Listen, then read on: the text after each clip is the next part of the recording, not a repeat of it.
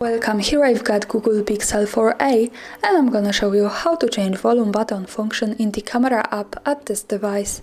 So let's start by tapping on the camera button to open it, and for now we are in the standard photo mode.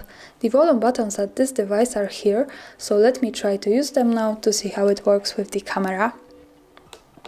And as you can see, now by tapping on them, I can easily take a picture. To change its function, let's go to this button at the center. Here, by tapping on it, we can get access to more options about the camera we can manage.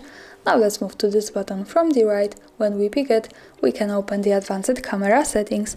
And here we have to pick the gestures. So let's tap on it. At the first place, now we have volume key action. When we pick it, we can change it from shutter, which is now, to zoom, volume, and also we can turn it off.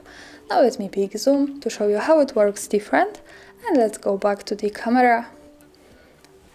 And now let me try to use these buttons once again. And as you can see, now by tapping on them, I can easily get closer to my subject and also go back, so I can use zoom. And that's all. Thanks for watching, subscribe our channel and leave the thumbs up.